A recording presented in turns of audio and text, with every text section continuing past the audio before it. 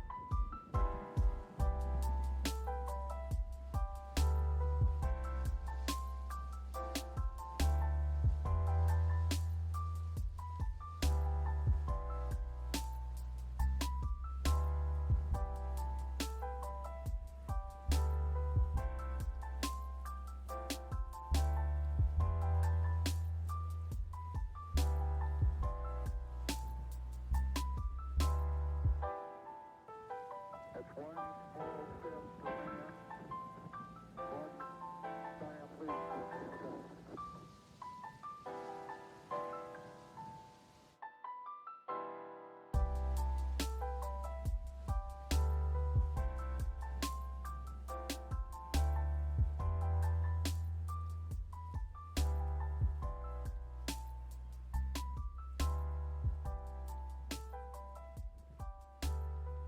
Okay, it's been about 2 minutes. Hello. Hello, everyone. Hello.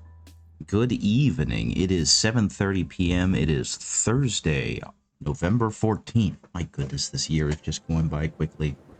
Hi. I unfortunately have not been able to stream the past couple days because of, I got myself an ear infection of some kind, and it's been awful, and it swelled the right side of my face. It just made everything terrible. And so today, I finally feel good enough to go ahead and give streaming a try. I don't know how long I'll be able to go because the right side of my face still feels kind of funky, but we're going to go ahead and give it a shot, okay? First and foremost, got some fun new stuff. Got a fun new thing that I want to work on today, and I'm very excited to work on. I technically already started it just out of kicks and giggles, but I'm very excited to show it off. As you guys know, if you've watched the stream before, or if you can just see the starting soon sign right there and the to-do list, I am an Imperial Fist fan, and Darkvolt was nice enough to draw some fan art of my VTuber wearing the Heavy Intercessor outfit from Space Marine 2 / Warhammer 40k. And so now I happen to have a fan art of myself as a Fist, and I think that's really cool. But I also have a rudimentary understanding of Blender, so a little while ago I went ahead and went into Blender and made a custom head for myself. And I've got some Heavy Intercessors that I'm painting up so that I can have more Heavy Intercessors for my army, and that leads me to what I have today.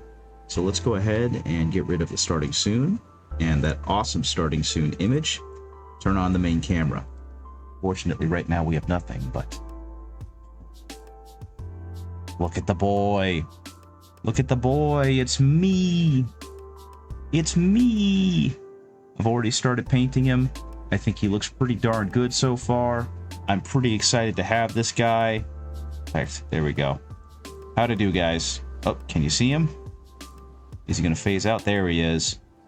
So far, I think I'm doing a pretty good job. Pretty happy with how he's turning out.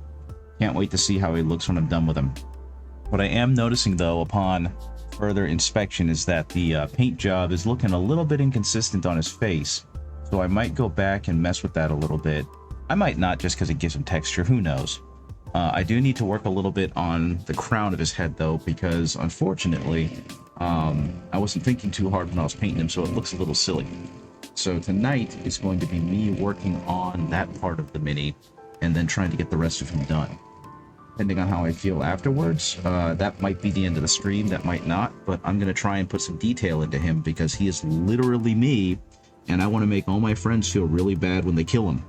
Because, unfortunately, as a heavy intercessor, his job is not to survive and conquer. His job is to die. So, we will see how this all turns out as I continue working on the lad. Okay, let's see what we got here. I'm mixing together some Averland Sunset as my base, which was my base coat for him. And then I'm going to mix in some Dorn Yellow, which is my stand-in for Ice Yellow, until I can get myself some of that. So right now with the Averland Sunset, I'm just going to go back and thin that down almost to a watery consistency. And I'm just going to go ahead and start messing with that. His job is to get close and stomp some fools. If only that worked, Dark Volt. If only the Space Marines, the heavy intercessors in Warhammer had a stomp. That should be a custom tactic that only he should be allowed to use. How are you doing? It's good to see you. Once again, thank you for giving me this awesome art and this awesome inspiration to work on this little lad. I hope you are doing well. I know that this is pretty late for you. But either way, I'm still glad to see you. I hope you're getting enough rest. I hope things are going well. Doing okay? Well, that's good to know. I had a moment today at work that I think you'll appreciate. As I think you know, I love this. This makes me so happy. I had to resist the urge to actually put him on like a Gravis captain or something and make him a hero unit. Though to be honest, I might do that anyway, just for funsies.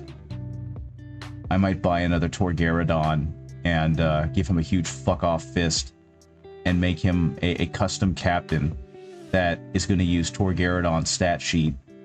And that way I can also give him some other dumb weapon in his other hand, like he's just wielding a heavy bolter one-handed or something silly. Either way, no, I love this much. I work with IT. I work with the service desk now at the city that I live in. And one of the jobs I had was I needed to go ahead and set up some very expensive but very cool like conference web cameras. They're power boots that you can give power fist status to. Unfortunately, I don't think so, but I don't see why I couldn't just make that a thing. Because again, he'll be Torgaradon, so I mean the relic grav gun or whatever he's got could work fine as the heavy bolter stand-in, and the Hand of Defiance or whatever I can just call Stompin' Boots. That would be very silly. But yeah, I had to go deliver a really cool conference web camera to the fire station nearby because they want to have it so that they can do like video conferencing when they need to go into the emergency operations center or whatever they want to call it. And so I went over there, and I've never been over to that police station or that fire station before. And so I'm trying to figure out how to get in, and I'm walking around the place, and I don't know where I'm supposed to go, and I'm just kind of confused. And I knock on the door, and an older gentleman pops out, and he lets me in, and he's, you know, stereotypical kind of older dude, a little bit heavyset, round-faced, white hair, all that kind of stuff, probably in his early 60s. And I start talking to him and letting him know why I'm there. And as I'm doing so, I need to pull up the contact who was the gentleman that told me I needed to come over there. And so I get out my phone and I go to the email and I'm like, oh yeah, I talked to so-and-so. And he went, oh, okay, I can take you to him. And so he starts taking me upstairs. And as he does, he goes, by the way, I noticed the wallpaper on your cell phone, which is the picture that's in the corner right now that you did of my character for VTubing. He's like, I noticed your picture on your phone, and I was just kind of curious. Is that an Imperial Fist symbol? And I almost stumble up the stairs because I have this nearly 60-year-old man asking me, hey, I saw this little logo on a shirt that's partially obscured on a wallpaper on a 5-inch screen. Is this the symbol of a fairly obscure faction in a fairly obscure hobby by, Southern Virginia standards? And I go, yeah, it's the Imperial Fist logo. And he like strangles something as he says it, and I don't know what he says because he just mutters it so quickly. But he says, I've always been interested in Warhammer. I've never gotten into the painting, but I love the lore. And at first I'm thinking that he's like grumbling because I'm a Fist fan and he plays some other faction. So I'm waiting for him to continue. And I go, yeah, I mean, 40K is really cool. And he says, have you read the book where Rogel Dorn is fighting Alfarius, and Alfarius tries to like convince Rogel Dorn to follow his super complicated plan, and Dorn is just like, no. And I smiled because, yeah, it's like I told him I've read like most of the Horus Heresy, and he grinned really broadly, and we kind of had to leave it at that because we made it up the stairs, and he was able to find the person I needed to talk to. But first of all, this dude's like nearly 60, and he's not just talking about 40K, he's talking about the Horus Heresy. And he's talking about a book that has like no business being read by anyone who isn't a huge fan of 40K and the Horus Heresy. So I was just kind of stunned, and, you know, that kind of made my day in a lot of good ways, that some random gentleman that works for the city is a huge 40K nerd. And I didn't get a chance to show him any of my minis or anything, but I think he'd be pretty excited to know that there are other 40K nerds in the city, because he seemed beside himself with joy once he realized what I knew and what I was into. And I thought that was cool.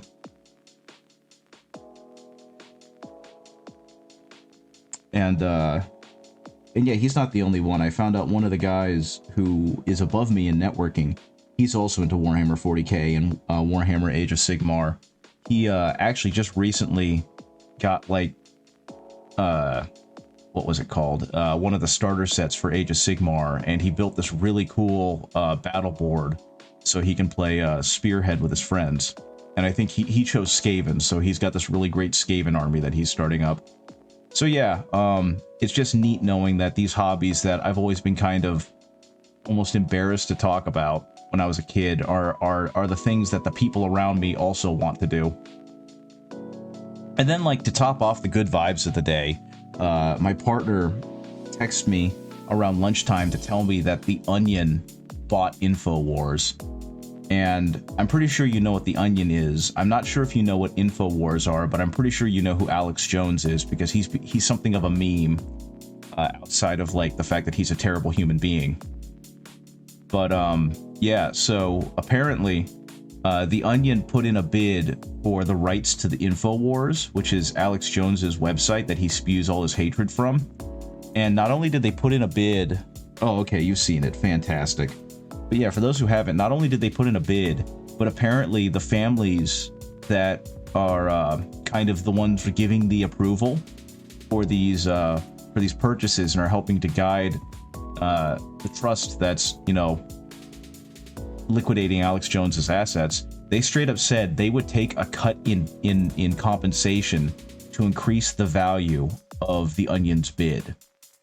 So the aggrieved families of Sandy Hook and that horrible tragedy basically said, we hate Alex Jones so much, understandably, and we want to embarrass this man so badly that we are willing to take less money so that a joke website can take possession of his website. And that's just like the best news I've heard ever, because Alex Jones is a terrible human being, and I wish him nothing but grief and agony for the rest of his life.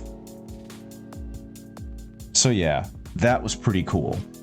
And we haven't had a whole lot to be happy about recently in the United States, so it was pretty neat finding something to be happy about, especially something that ridiculous. And The Onion even put out a statement as to why they purchased and put in rights for InfoWars, and I couldn't have agreed with them more. It was such a good idea. It's so funny. Yeah. That being said, I don't know how long I'm going to stream tonight, simply because I as I've talked about on in the Discord, I did something to my ear. And I've always had this weird problem with my ear where there's like a sore in it, just right in the ear canal, right at the very beginning where it kind of curves towards the head or the skull. And it's been there for as long as I can remember, but it always feels like it's kind of dry and patchy. And every now and then I think it's just, you know, some debris that needs to get out. So I might scratch it out or try and take it out with a Q-tip or whatever. And every now and then my brain realizes a little too late, oh, that's not supposed to leave. And so I kind of open up a little sore. Thank you, I appreciate it. It usually opens up a little sore, and then I have to deal with my ear canal being a little bit tender for a couple days. Well, this time, apparently, it decided to open up a big sore. And so it actually got to the point where the right side of my face started swelling up because of how badly it was irritating the skin and the muscles around it. And so on Tuesday evening, I didn't get much sleep because I woke up around 2:30 in the morning with a throbbing pain in my right side. And it was only made worse every time I breathed or I chewed or I swallowed. And I think it was Tuesday or was it Wednesday where I actually showed up on Doig Swift because I was awake at 3 in the morning, and I came downstairs to try and investigate what my ear looked like because it felt terrible.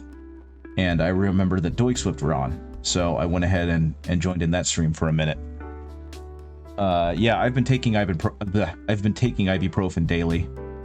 My wife actually suggested, my partner actually suggested I do a leave, and I didn't know we had a leave in the house, so I've been doing ibuprofen every morning.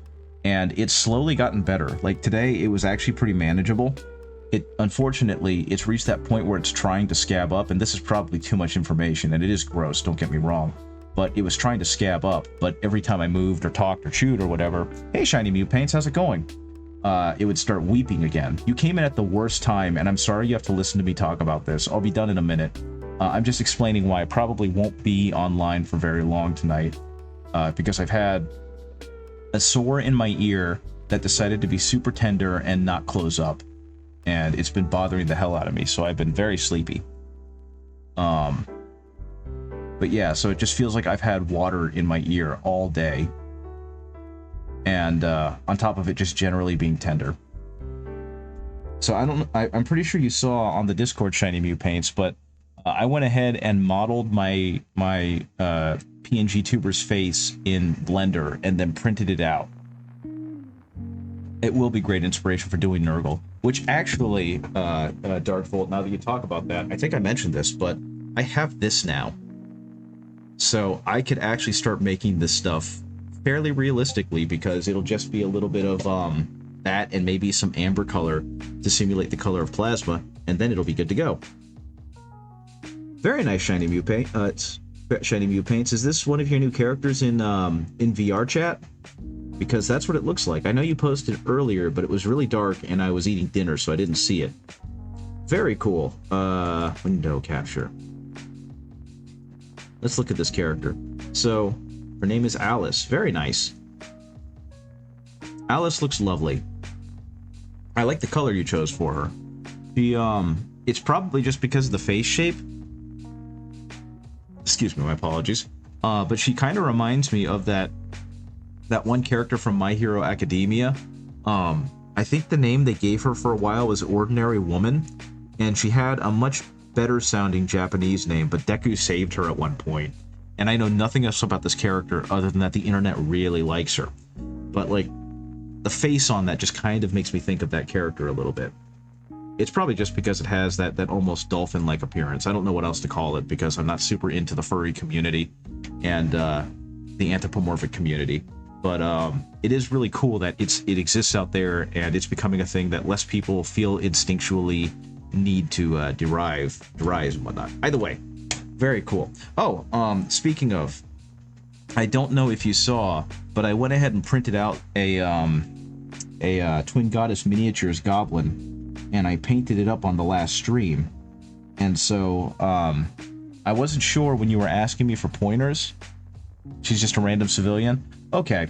I didn't know if they did anything more with the character or whatever, because like I said, the internet really liked that character.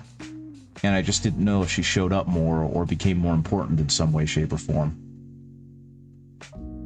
But yeah, I went ahead and painted up that goblin on the last stream.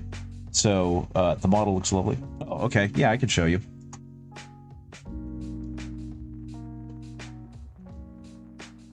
So if I have a YouTube channel, so I put up all the VODs on the YouTube channel. So if you want to put it on like 2x speed or something, or jump around, you can see my methodology and how I approach painting her. But this is the lady. Hopefully it'll focus in. This is the lady. This is where I got to. I kind of started losing momentum near the end, so her hair looks a little bit blah. But and so do the feet, to be completely honest. I really gave up down there. I didn't bother doing the base because yeah, I just kind of was like, okay, I'm tired. My brain's done. Whoop, too high. But yeah, so if you want to put that on like 2x speed or 5x speed or whatever you need to do, so you don't have to, you know, laboriously watch me go through this, you can kind of see how I worked on her.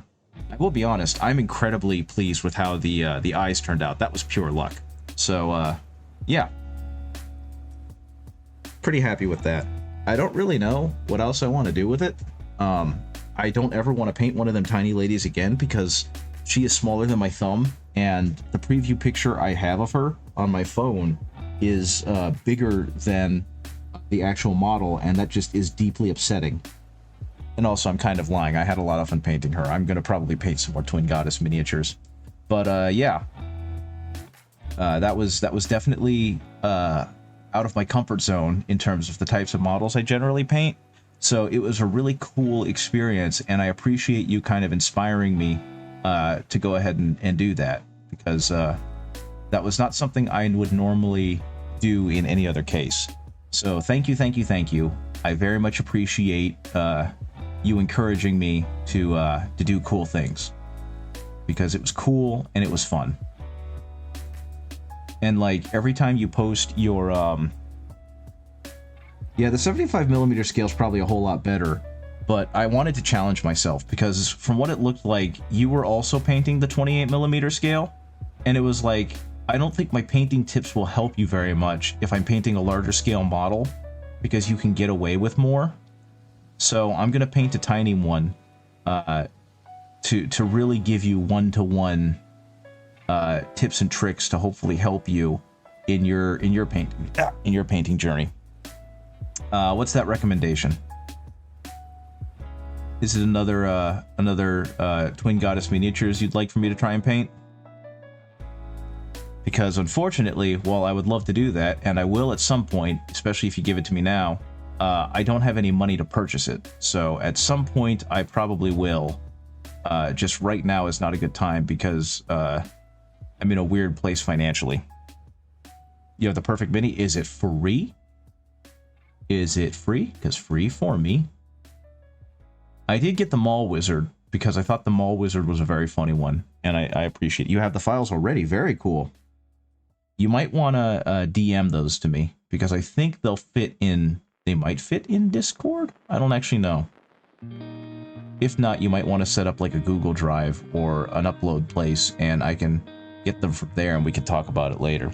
But yeah, if you want me to paint another one, I'll find time to do it. Because while I am kind of still working on the Skaven, and I am working on this now, I always enjoy having something in the pipeline, so I'm not just painting the same thing every stream. Because I get the feeling that just watching me paint a bunch of Imperial Fists or a bunch of Skaven or whatever would get kind of boring pretty quickly. Though I am also, you know, not the arbiter or not the audience. So if the audience enjoys watching me paint the same Warhams so that they can see the technique, then cool, I'll do it. Okay. Now, one thing that I'm kind of sad I didn't do very well with this mini is I wanted to get a whole bunch of these guys ready to go quickly, because they're just line troops, so I didn't want to work very hard on painting them. And I'm actually taking a lot of care to work on this one, because he is kind of a character model. But what I actually wanted to do was I just airbrushed them all with a black primer and then a what do we call it? Pale sand zenithal. And then I kind of hit them all with an orange zenithal, which apparently didn't go strong enough, which I guess is fine because I can't really undo it now. And then I tried to do an overspray with Averland Sunset, and then again another more focused highlight spray with Ice Yellow. And unfortunately, it left a lot of these guys a little pale and washed out. So that's going to be something that'll show up with all of the other ones I'm working on, which will probably be fine. I mean, like I said, they aren't exactly supposed to be character models, but I was kind of hoping to standardize the high contrast look I'd given my characters with these guys, since they are supposed to be my highlight army, you know what I mean? But we'll see how this turns out.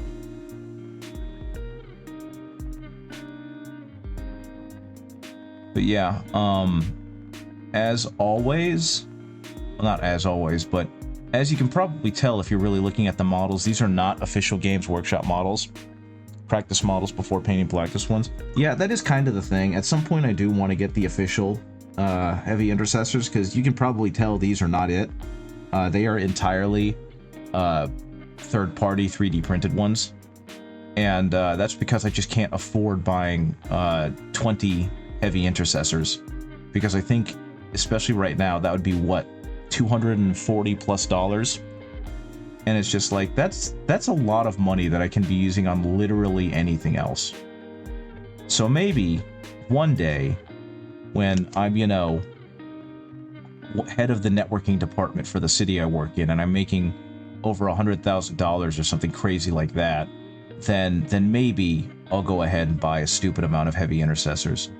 Right now, it's just like that's far too much money. I've got far too many bills. Yeah.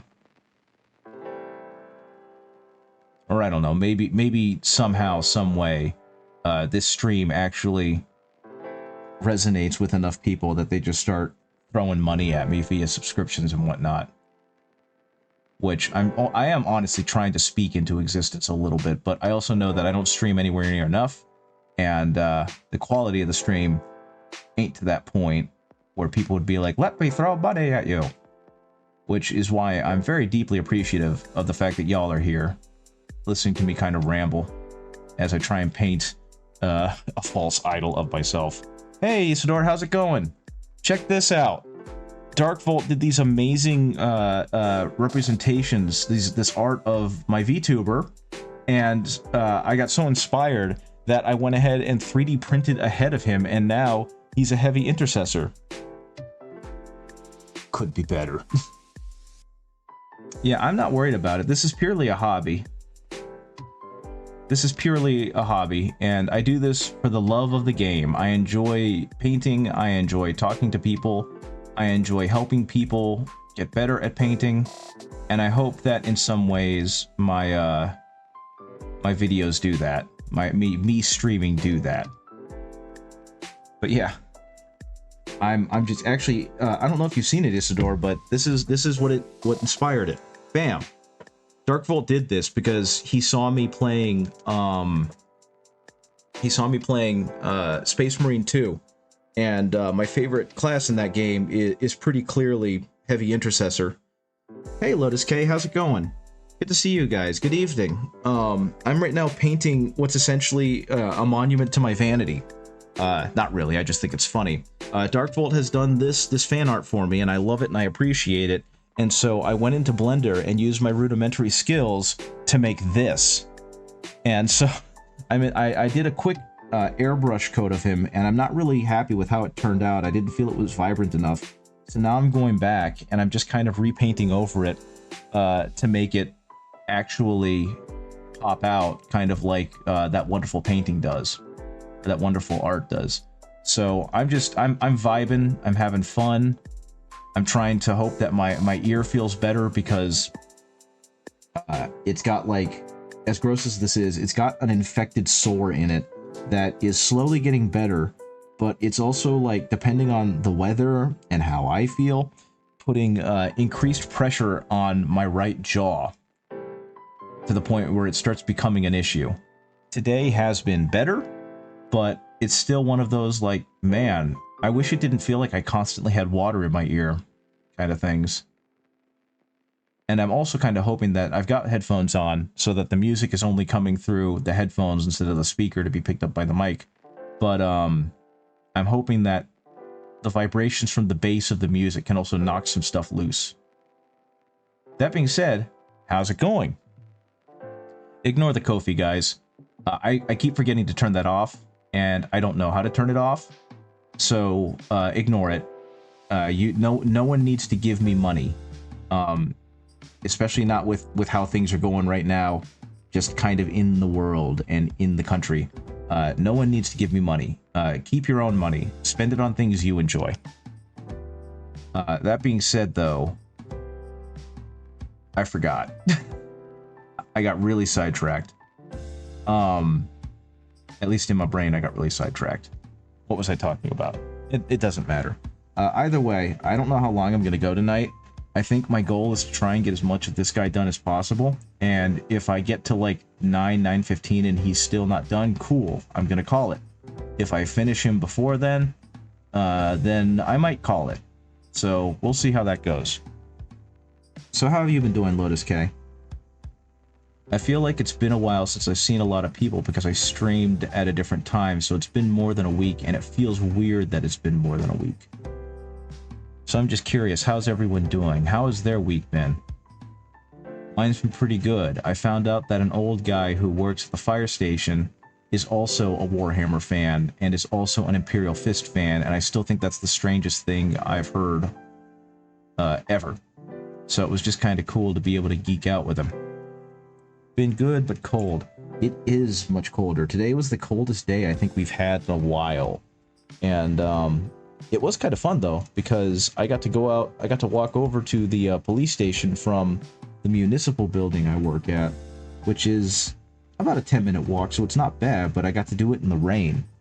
And I enjoy walking around in the rain. I think there's like a contemplative, I don't know. There's a thoughtfulness to it, and it makes me happy.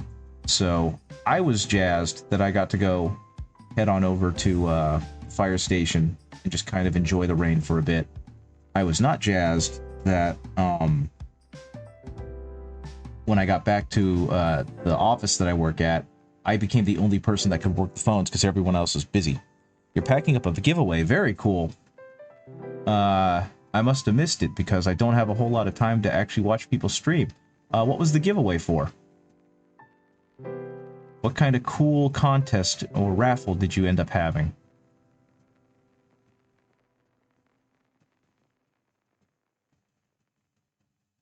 Okay, what's next? I'm going to go ahead and get some of that. The modeler of these did such a good job. Orc half of Dominion for Age of Sigmar. Very cool. That's, I ended up buying the Stormcast Eternal half for Dominion on a whim because someone on eBay was selling it for like $60.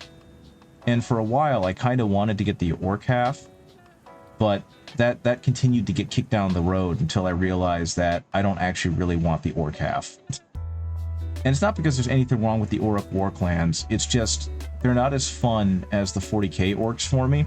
So it's like, I hope someone else enjoys these because I'm not going to. And I'm not going to paint them, and they're just going to sit in their sprues in a box somewhere. Which kind of unfortunately is what's happened to the Age of Sigmar Dominion guys, or that I bought. I haven't had a chance to really paint them, and every time I do, something else kind of comes up. Okay, I heard the Discord pop off, so I'm going to see what that was. I hope whoever won them, though, really enjoys them. Okay, so that's Shiny Mew Paints. I got a pending from Shiny Mew Paints. I'm going to accept the pending from Shiny Mew Paints, and I'm going to look at it. Cool. Fantastic. Something else that I just thought about Shiny Mew Paints that I forgot about. I don't have any resin. So I hope to get some soon, but I officially ran out of resin trying to print the weapons for the heavy intercessors. You're converting some Stormcast as Graveguard. Very cool. That's awesome. I really like the look of the new Stormcast from both Dominion and from Scaventide. So I have finally been inspired enough to actually go ahead and paint them and whatnot. And so at some point I will eventually get to that. Unfortunately, I continue to give myself more work than I need. And like this project is an example of that. I should be painting Scaventide right now, but I decided I want to finish off my my Imperial Fist before I do that. Because something I realized is I'm painting a whole ton of Warhammer, and I'm not playing a whole ton of Warhammer, but I keep thinking about playing Warhammer. So my goal is to try and get to 2,000 points, and potentially join a league before the next one starts. Retsuo, hi, good to see you. Graveguard desperately need a range refresh. The current model looks super derpy. You bought like and Isidore, you bought like 60 Stormcast for $150 a couple of weeks ago. Very cool. Hey, hey Retsuo, how's it going? I actually don't know who the Graveguard are, and I probably do, but I've forgotten at this point. Half of my brain has leaked out of my ear due to this this infection issue. But how's it going? I'm Ben Repaints. As you can see, I am painting a model of myself based on some fan art that was gifted to me by Darkvolt. And I'm just kind of a small-time painter. I just kind of vibe, paint a lot of Warhammer, try to paint a little bit of other things. And yeah. Graveguard of the Elite Infantry for the Vampire Count / Soulblight Graveguards. They're a very old model. And that tells me that they're going to get an update soon. At least I hope so. Because didn't they kind of do a little bit of a range refresh of the Soulblight Gravelord / Vampire Counts with Cursed City? Or is my timeline all screwy? Speaking of the Cursed City models are awesome. That's yet another project that I started and has kind of fallen to the wayside, partially because I just haven't had the inspiration to paint them. And Graveguards are old skeletons with ball joints, terrible to build IMO. Yeah, I can see that happening. That sounds like it'd be miserable, because having to hold models together with ball joints while you're trying to pose them with glue, no thank you. That's my least favorite thing about posing the walkers, like dreadnoughts and battlesuits, is that you kind of have to plan out the entire thing and hope that everything sets just right, or else it's going to look terrible and goofy. And unfortunately, I'm not very good at that, so my models tend to look goofy. The new ER Scary Warriors look decked out as them. Very good. They updated the Death Rattles a year or two ago. The new models are my favorite model GW has put out. Yeah, the Death Rattle skeletons. Those are... I'm not very good with fantasy. I got really hard to 40k, and so I've missed out on fantasy and Age of Sigmar. Let's see what the Death Rattle skeletons are. Death Rattle skeletons. Oh, yeah. Okay, so, yeah, the Death Rattle skeletons are the ones I'm thinking of, because those are the ones that were monopose, and they came with the Cursed City box. And actually, if you give me a second, check something. I don't even know if you guys can still hear me. Pose them, then mark the feet, then after that set, glue the waist, the pose, then glue. Yeah, that's generally the idea, but I'm not good at it. Okay. Speaking of the Death Rattle skeletons, wahoo! I painted this guy a while ago, actually. He was one of my first attempts at painting Cursed City.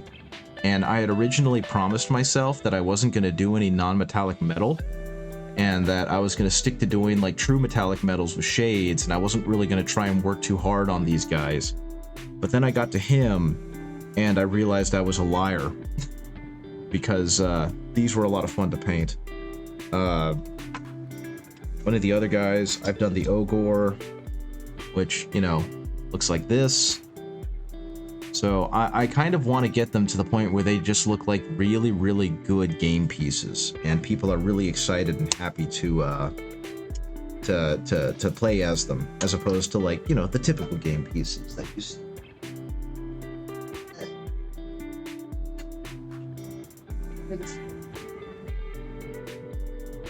Now the other ones, I will admit, I speed painted. And to be honest, even though they're all speed painted, I think they turned out pretty okay.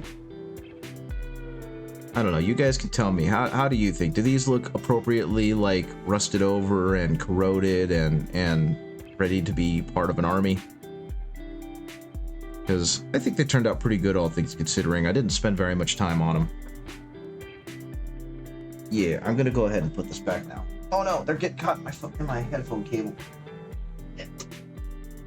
I've got all of my Curse City stuff in a toolbox, like a Walmart toolbox that I bought a long time ago, and it fits everything just perfectly. So that is the sole purpose of this toolbox, is to carry the Curse City minis. And maybe one day in the future I will finish them, and then I will actually be able to get to play a game of Curse City, because I've had them now for over a year and I have yet to play that game. You like the red for the clothy bits? I'm hoping to go for more of a maroon. That's fair too. I went with red just because it was a good contrast, and I think I was trying to copy the box art as much as possible. I actually don't own that red anymore. I've had these for so long that I've moved on to another paint line in the interim. So I'm glad that I finished those and was able to make them consistent with the boss skeleton, whose name I don't remember. Like, I thought he had a cool backstory, but I remember nothing about his name.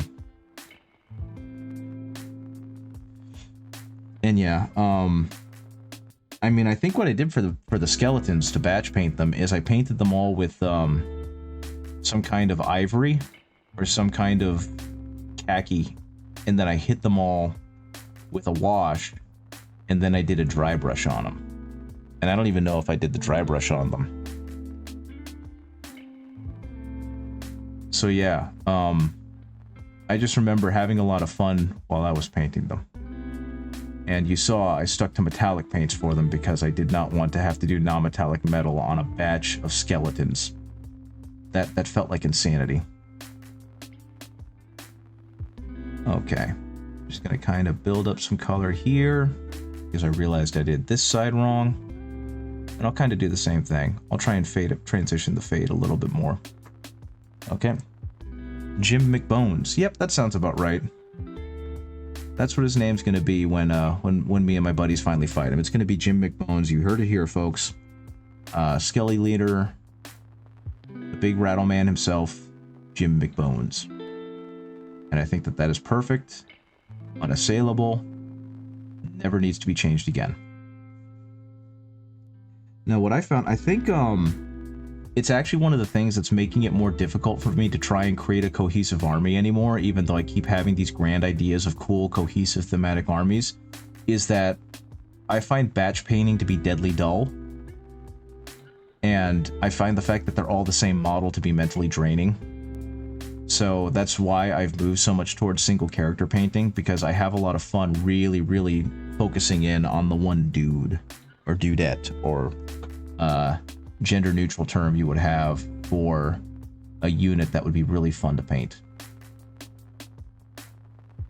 And so, yeah, I guess I'm never going to create that town. I keep thinking I want to do an Imperial Guard army, and then I remember how many units I'd have to do an Imperial Guard army, and then I get really sad. I might actually follow a similar strategy to what I did when I painted the Skaven, where I do a Zenithal Prime, and then I speed paint all of them, except for the characters. And that way I'm spending like minimal time on the actual infantry, and they all still look good to presentable, because that's what happened with the Skaven, is I wouldn't win any painting contests with them, but they all look like the kind of Skaven I want them to look like. So that might be the play, is to speed paint all of the infantry. You just put on an audiobook and put your brain on autopilot. Yeah, that's the smart thing to do, but like, my brain is immediately existent to that level of monotony. So it has a hard time processing that I'm trying to do something because at the end it'll look cool. I get to the point where I'm like, I gotta paint this nice, I gotta paint this nice. And then it gets frustrated when it sees how much of it has to try and paint nice. Which is dumb, because for a while that was kind of my forte, was speed painting. And I was able to get out table-ready armies, like painted and sent back to their owners, done pretty quickly. And ever since I started trying to hone my skills and get quote-unquote better at painting, my ability and desire to speed paint armies has fallen off a cliff, which stinks because I feel like that's something that I enjoyed doing and I was good at, and now I can't really do it anymore. But it is what it is. I think another problem was that I realized that I shouldn't be advertising my skills on Reddit because I wasn't supposed to, and they were starting to delete my topics. So it's like, whatever. Getting clientele for this is not easy. Okay. Got to do the little vents on his backpack. Not to toot my own horn, but when people see my models, they say, "Oh, that's awesome. Somebody taught a capuchin monkey to paint." That's fair. That's fair and silly. I entered a painting competition a little while ago. When I first started doing this when I was much younger, I was really bad at it. The point that I kind of gave up and didn't bother doing it until a friend reintroduced me to the hobby of mini painting and of model painting about 6 years ago. And he was very encouraging and very friendly about it, and that kind of gave me the confidence to continue trying. But when I first started, I legitimately thought maybe this isn't for me, and I kind of put it away in my head and never wanted to do it again. So it was nice having the life-changing event of finding out I enjoy this, because this does bring me a whole lot of joy. But it also convinced me that, you know, with the right kind of encouragement and the right kind of guidance, anyone can do this and be good at it, and everyone should try if they want to. But I did a painting competition back in August, just to kind of see where I was, because my eventual goal at some point later in life is to win a Golden Demon or place in a Golden Demon contest. And I know I'm not there yet, but I wanted to see where I was, so I joined a local competition that took place during a convention in my town, and I came in 3rd place, which was kind of cool, because they had plenty of entries, and so knowing that I placed in the top 3 felt really good. And the thing that felt even better was I looked at the 2 entries that won, and my immediate thought was, or that placed higher than me, and my immediate thought wasn't, wow, Jesus Christ, these guys are so much better than me. It was, I should have placed higher than them. And that's not to say that their entries were bad or that they didn't deserve it, because clearly the judges decided they did. It was just not feeling bad about feeling like I should have been, that mine was better, and having pride in my work, you know? So, first of all, I'm pretty sure your models are awesome looking, and you should be proud of them. But secondly, I'm just happy that that I would manage to regain some confidence in something I never thought I would be confident in, you know? And that's part of why I like this hobby so much.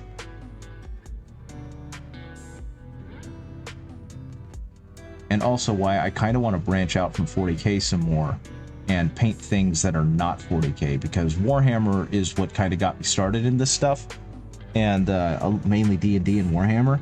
But I've moved away from the D&D minis, and I've gone almost totally into painting Warhammer or Warhammer adjacent stuff. And so I'm trying to branch out and paint things that are not directly or indirectly related to Warhammer. And actually just recently, Shiny Mew Paints asked for some advice on a mini they painted.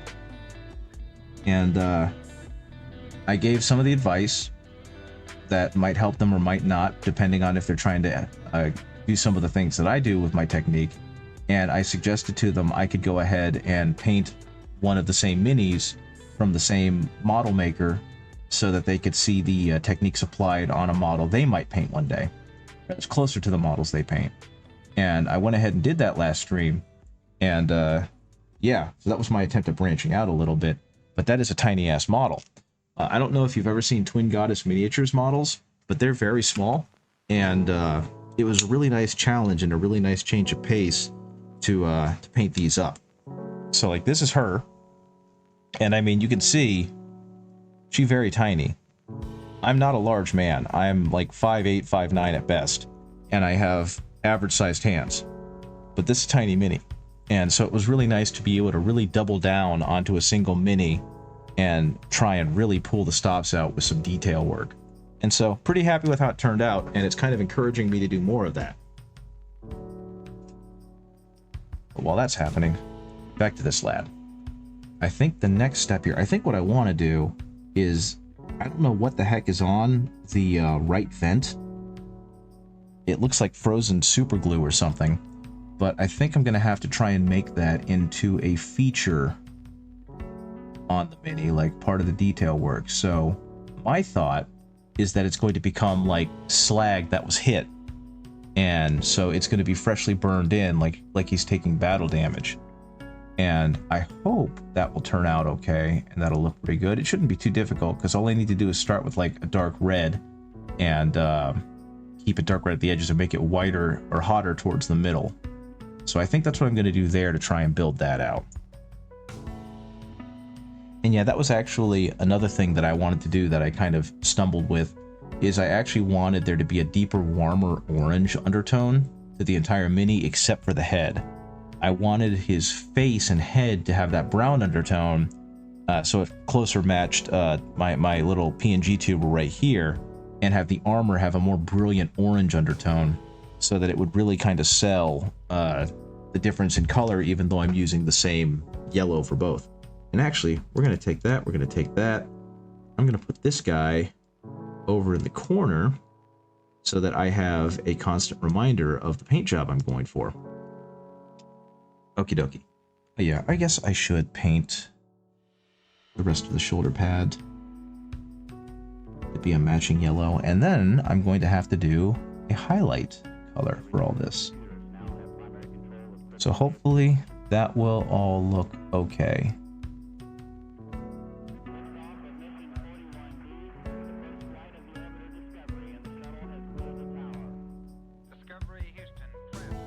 And see, this is kind of where I struggle a little bit, because pauldrons are a weird shape. And so trying to figure out how to appropriately highlight them always feels funky to me. And I try my best. I try my best to get the pauldron highlight proper and accurate, but it's like, I understand how the theory behind how to properly light a half dome or a cylinder or a tube, but a pauldron's like all three of those parts put together. And so it just messes with me, like, what parts am I supposed to leave in shadow? What parts would get the concentration of the light of the object source light, or of the not the zenithal light, but you know what I'm talking about. So yeah, I always have an issue with pauldrons, and I never think mine quite look good. But I suppose we shall see when I finish with this lad. Okay, same thing on this side. I would figure that the light would mostly hit here, and that would make everything else kind of dark. So I think that's going to be the central part when I start adding highlights in, while everything else around it's going to be a little darker. But I don't know, and I suppose we'll find out. And honestly, this is where having a better orange would have come into play, because it would really sell the contrast between the areas of shadow versus the areas of light on this guy. But that's okay. It is what it is. But yeah, after I finish him, my plan is to go back to painting the Skaven Tide Skaven, because I still have plenty of work to do on those little lads. Let's see. Okay, I think in terms of yellows, he looks pretty okay. Next is going to be highlighting, so I'm going to take some of the Dorn yellow I have and mix it in with the Averland Sunset to try and make kind of a transitionary tone between these two. And it's going to make things a whole lot brighter where it needs to make things brighter, so let's go ahead and give that a shot. And you can already see down here on his kneecap, not his kneecap, his knee joint, how that's already brightening up his that part of it, right? Yeah. So that being said, does anyone else have any fun projects they're working on right now? I was going to do a Nito Discworld themed project, but unfortunately, the printer ran out of resin, and half the models failed. So that's going to have to wait potentially another month before I'm able to get that done. Which stinked, because I kind of wanted to do it as like a Doig Swift thing, because I know Doig is currently reading through the Terry Pratchett Discworld series, which is a tremendously good choice. But since he's read through a lot of the City Watch books, I was hoping to have a fun, relevant painting project to show him. Because I have our models for Sam Vimes and Angua and Carrot and Detritus. If you haven't you've been listening to the Red Rising audiobooks, I don't know what those are, but that's really cool. And I hope they're really good and you're enjoying them lots. Unfortunately, I don't have a whole lot of time to read anymore, and I don't even really have time to listen to audiobooks because I work from 8 a.m. to 5 p.m., and then I come home and I have to do chores and hang out with my wife and whatnot, which is not a bad thing. I enjoy hanging out with my wife. And I'm usually also, to be honest, too tired to have to think too hard. And unfortunately, reading requires me to be an active listener. Or an active reader, or whatever you want to call it. But yeah, what are the Red Rising books about, if I may ask? Because I'm not sure what that is. I have had a lot of moments this week of people telling me things and being like, hey, do you know XYZ? And me being like, no, I don't know XYZ. And then they start explaining it and I go, oh yeah, no, I know XYZ. So an explanation would be greatly appreciated. In the meantime, I'm just going to work on subtly trying to bring out some actual highlights on this lad. Because I didn't like how the airbrush did it. Even though it was probably a lot more accurate than I'm going to be. You listen to them in your car, it's sort of like Brave New World and Hunger Games mooshed together and set on Mars. Very cool. Never read either of those either. I know of Brave New World, and I know the broad strokes of Hunger Games, but I'm glad that someone put them together and made something really neat. Yeah, I live close enough to my job now, and actually, honestly, I live close enough to my partner's job that I don't drive to work, which is weird feeling to me because that's something I've always done. Instead, we commute, and when they're picking up one of their coworkers, I get out of the car and I walk the last 10 minutes to the job. And it feels awesome because I've never really lived in a city, and I've always had like dreams of just being able to walk the streets and be like a not a streetwalker. That is another term for a person of pleasure. Just kind of an average everyday citizen living in a city and walking on the streets of the city and on all that stuff.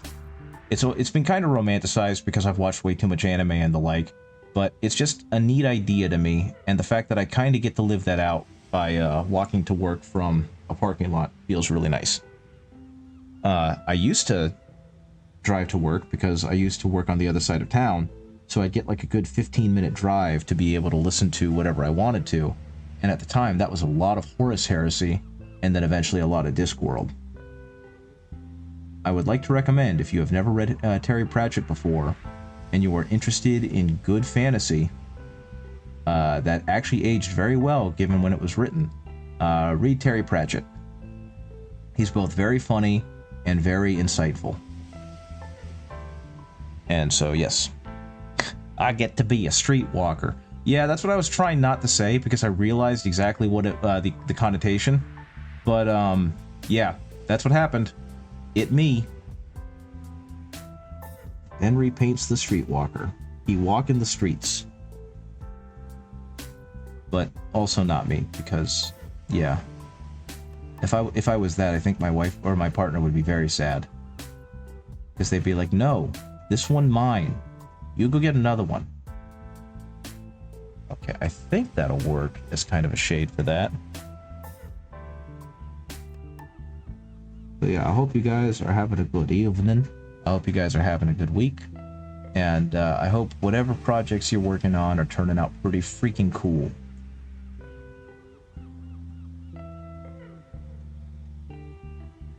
Yeah, the last box set I actually finished, golly, that was, no, technically I did finish the Leviathan box. One of the first box set I bought when I got into Warhammer was Indomitus. And I bought it specifically because I was getting kind of tired of playing Tau. And was like, maybe I should start a Space Marine army just because Tau are such dog shit right now. And I'd like to be able to win once or twice. And Space Marines are kind of like the default, so they can't be bad. And around that same time, I had also seen the Astartes animation short film by Sayama Peterson. So it went from, maybe I should start Astartes to, I've got to start Astartes. Or Space Marines.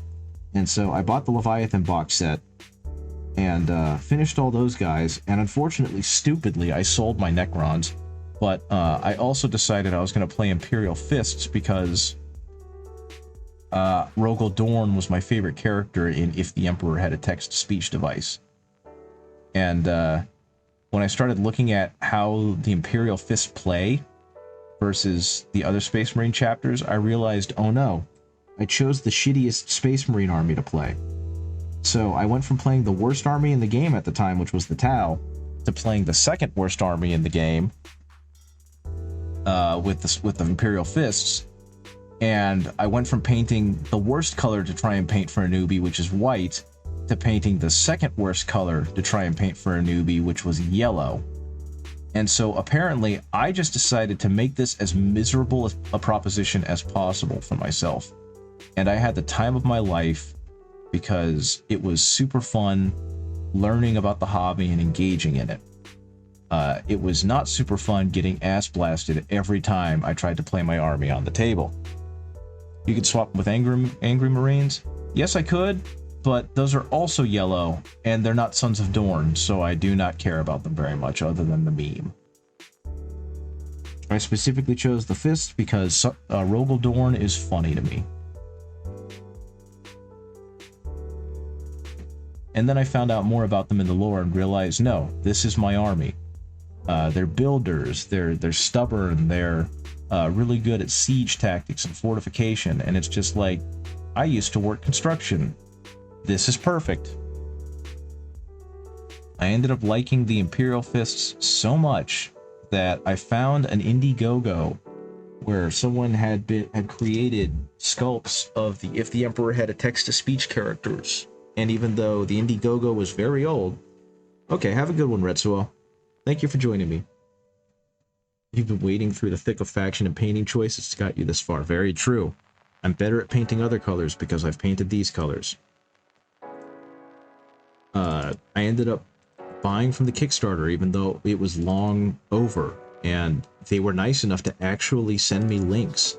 And so I was able to get this, and I'm still really proud of it. And hopefully everyone gets the reference if they've seen text-to-speech. But there's the boy. I made him real. He truly exists. And all he can say is, yes. So yes, very happy with that. Eventually, I will buy the real thing as opposed to 3D printing it, and I will be able to paint it to the best of my ability. That is the plan, at least. Okay, so let's go ahead and do that. What I thought was kind of funny was when Swifty was playing The Murder of Sonic the Hedgehog, or whatever that free Christmas game that came out last year was, while they were waiting to get started, Doig had a soundboard from Discord, and it had the Rogel Dorn yes on it, but he didn't know what it was from. He just thought it was funny. Do I have a link for the head? Unfortunately, no. The creator basically stopped responding to people and essentially just started stealing people's money. So it doesn't really exist anymore.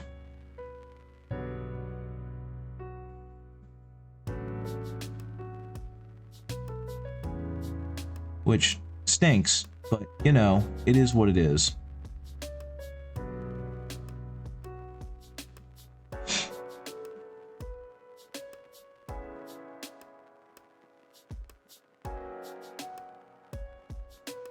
Okay, let's see what I can do here to make this look a little bit better. That can go right there. But yeah, it was someone in South Asia is all I remembered based on the username when the Google Drive was sent out to me. But yeah, I was tickled that I have that. And I think at the time they were also trying to do one for the Emperor himself. They had the 3 Pillar Men. They were trying to do a Captain General kitten, but they never finished it. They also had the ghost of Ferrus Manus. So they had the Ferrus Manus head from the show where he just keeps hovering around saying, "You are weak, Vulcan. Weak." Which I did not realize was a direct reference to Vulcan Lives. Which, as a book, I hated. But that scene was just so damn funny once I realized that's where they got that joke from. And the other question is, Isidore, do I have one that you can borrow? The file for it? You'll have to direct message me, DM me in, that's how old I am, DM me in Discord. And I'll see what I can do for you, okay? Because yeah, as far as I know, that guy kind of cut and ran with people's money, and so I'm not too worried about him getting mad at me for sharing that file, since he apparently won't let people get it legitimately or somewhat legitimately or whatever you want to call it.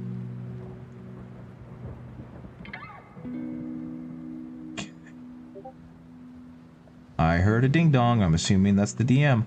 I will get back to you, I promise. I'm not super active on Discord, so it's not like your message is going to get lost under a ton of other DMs. But it might be a minute, because I'm probably not going to remember tonight. And if not, then I'll try and remember tomorrow. Apparently, at work, tomorrow is going to be a busy day for me, because there are a lot of things that I was not able to get done today that need to get done. Okay. Okay, this lad looks silly, and I dig it.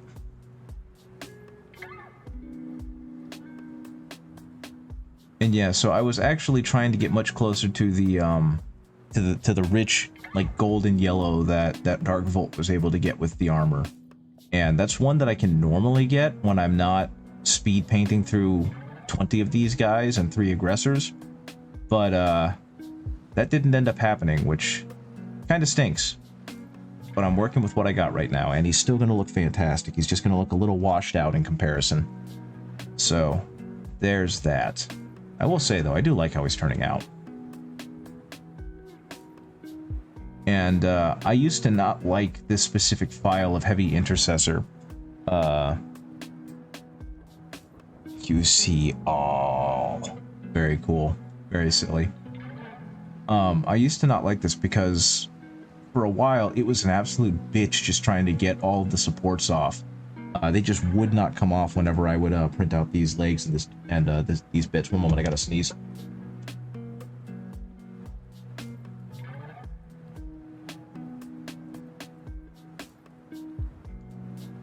Okay, I'm back.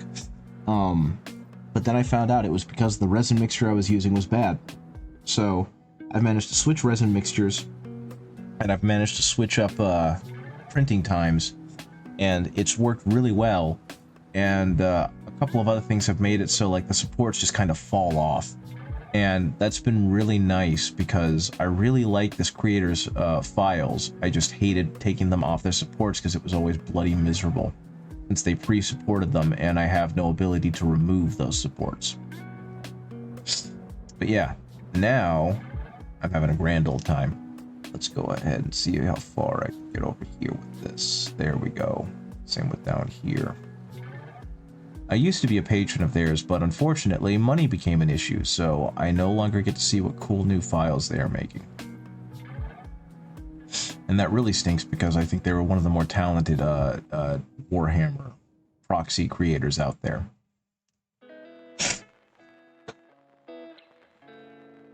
Okay, there we go.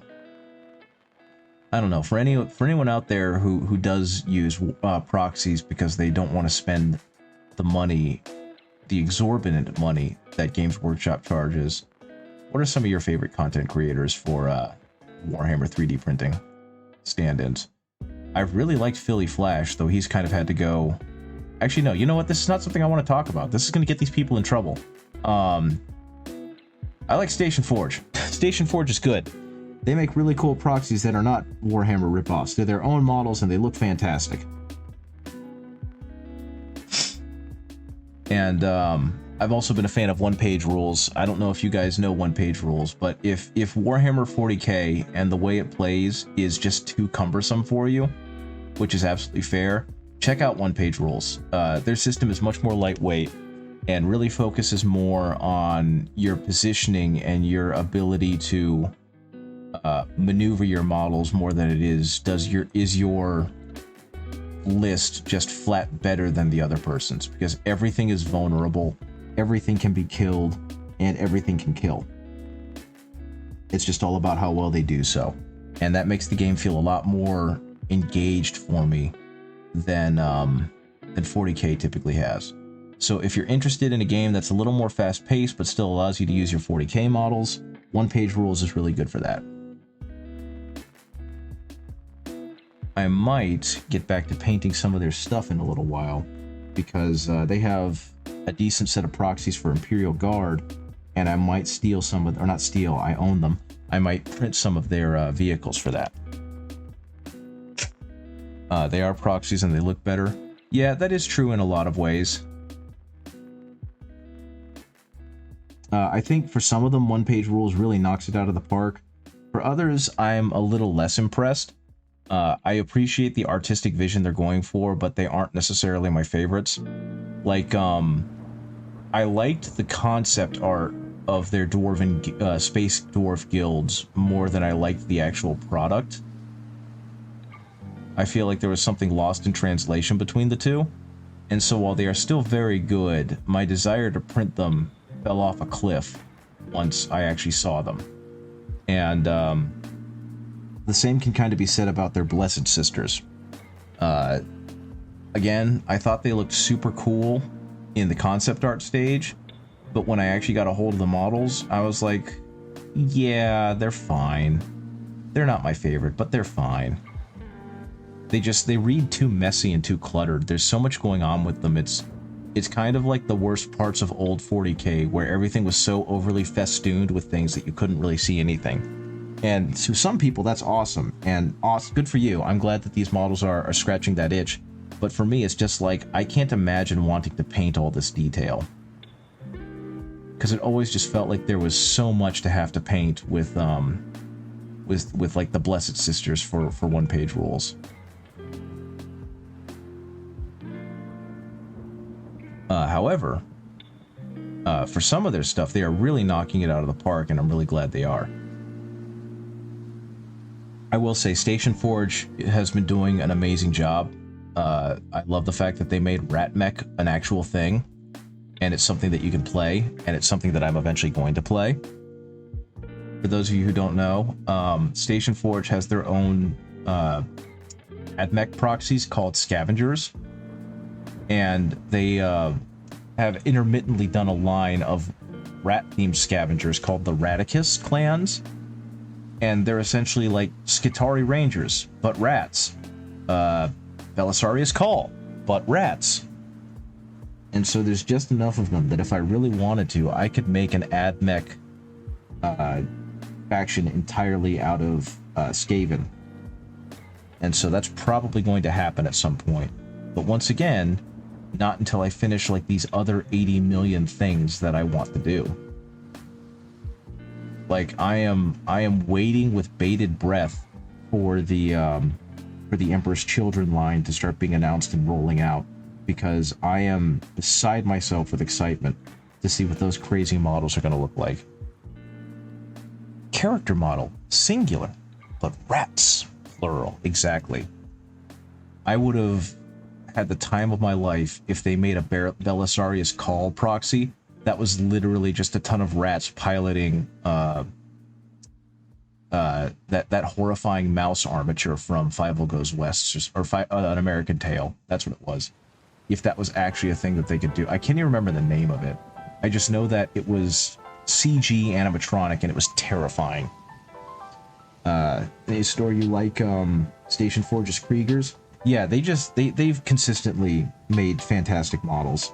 I'm not a huge fan of their Socrates line, but I also don't dislike them.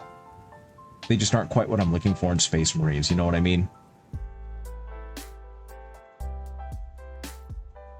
Okay.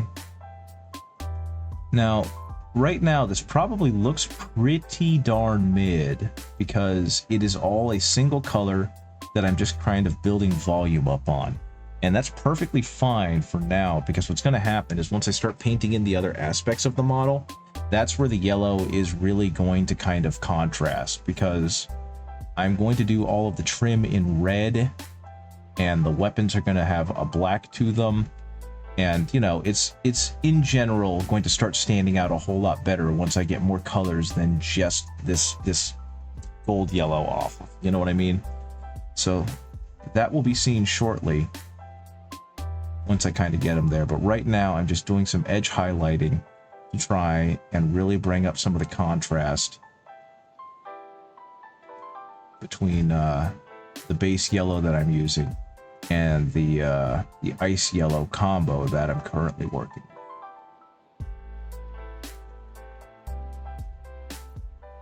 And honestly, if you've seen my stream before, you've probably seen me work on other Imperial Fist models, so none of this should come across as unique. I haven't really changed up what I've done with them for a while. Something else I am working on is I didn't want to have to spend a ton of money again on Deathshroud Bodyguard. So I found some fairly amazing proxies that I think are really cool, and I've had them printed for a while, but I haven't actually painted them yet. So I started to, and I think they did a really good job with these guys, because they're close enough that they read as Death Guard. They're like really close, but they're not in the exact poses or anything, so they look good. But you're not going to mistake them for the original models because they're not posed like the original models. So I'm going to continue working on these guys at some point, but once again, I've created such a large painting queue for myself, I don't know when. Something else though, and this is probably going to get me in trouble, but check this out. Look at this lion model. If you can't tell, this thing is resin.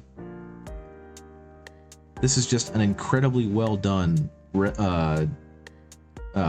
resculpt of him that someone made, and it looks absolutely fantastic. So I'm finally going to watch him go horribly out of focus because the camera is being spicy, but I'm going to be able to paint the lion the way I was going to paint, or I wanted to paint the lion. So I'm very excited about that, because while I'm extremely happy with the one that I did previously, I wanted to give him more of a brilliant green armor versus the subdued black green that the model is supposed to be painted in. So it was cool to do, but it wasn't the armor choice I would have given him for color. And that's fine because it was a client's model and they were absolutely correct with the style that they wanted him painted in. And it especially helps that it came out looking really freaking good. So, like, I don't feel bad at all for painting it in a way that I wouldn't have. Okay. Okay, I think what'll be next is getting a little bit of this in the pauldrons, and then moving on towards the other colors. So I think it's going to happen.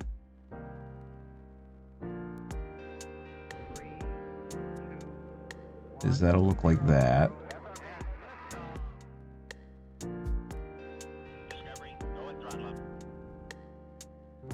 And this will look like that. And that'll be the two reflective colors on the pauldron. Now, a tool that I'm not using tonight that I really wish I was a little better about bringing out is Airbrush Flow Improver, because Airbrush Flow Improver does a really good job of keeping the color moist, the paint moist on the brush, and also preventing puddling. So you don't have areas of like high concentration of paint the same way you kind of get them when you just use water. And that keeps the color consistent, it keeps the paint flow consistent. Airbrush Flow Improver is fantastic, and I strongly recommend that if you want to get better at glazing and blending and just kind of get away from using water, get Airbrush Flow Improver and mix it, and like just add a drop to your brush one time as you mix up your paint, and you'll see what I mean about how good it is for for making you or helping you have super smooth blends. And that was actually a thing I saw on a Vince Venturella video about painting super smooth black for capes and whatnot, and it works really well. So like I said, I urge you, I encourage you, I strongly recommend you get Airbrush Flow Improver to give you some super smooth glazes, because it works really well. Because right now especially, my paint is starting to dry out, and to try and counteract that, I've added more moisture. But the amount of moisture I've added is probably going to start puddling and beading on the Mini, which is not going to look good. You can already see it happening right down there where it's starting to collect at the bottom, because that wasn't happening a second ago and now it is. And that is because the brush is too loaded with water. But hopefully it will look okay. Okay, I think next for him is I'm going to go ahead and start putting in some of the red trim. I think it's time to add some red to him. And I happen to have a very bright one, but before I get to the red, I'm going to do some royal purple, because the royal purple is going to act like the shadow color. So we're going to see how that looks, and then I'll probably ought to address that boulder. I don't even know why I did the backpack. I was going to do the backpack black, because I like the look of the black backpack against the yellow armor. Yellow itself is kind of a very stark color, in case you haven't noticed. But what it does do is it provides a really good canvas for high contrast, because it makes everything else around it kind of pop better. I'm also switching brushes to more of a base coat brush, because the Winsor & Newton brush I was using is already starting to lose its tip, and I really don't want that thing to die before it absolutely has to. So I'm going to go ahead and paint in as delicately as I can purple to act as an undertone for the very, very bold red that I'm going to add to the Mini. And what this will do, this will kind of help shade it towards a cooler color, which will help it contrast more against purple. Go ahead and do this. And also, if you can't tell or can't really see, this is a Citadel brush that has seen better days. And one of the worst things about synthetic brushes in general is that after certain amounts of use, the tips tend to curl. And that's exactly what happened with this brush. It's actually got a hooked tip for the paintbrush itself.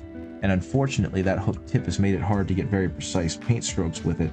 But at the same time, it's also made it considerably easier to stay in a boundary, because the tip is always going to be kind of curling a certain way, and you can use that to your advantage when working on raised areas in a Mini. And so that's what I'm doing with it right now, is I'm kind of using the curved tip at the end of it to make sure it doesn't accidentally hit other parts of the Mini that I don't want to get paint on. Okay, I just heard my Discord blip. I wonder what that is. Oh. Not me. That's perfectly fine. Oh, Isidore. Hello. Good to see you. Okay. So right now, again, using this purple as kind of a base coat, so that the red will have a little bit more vibrant undertone behind it.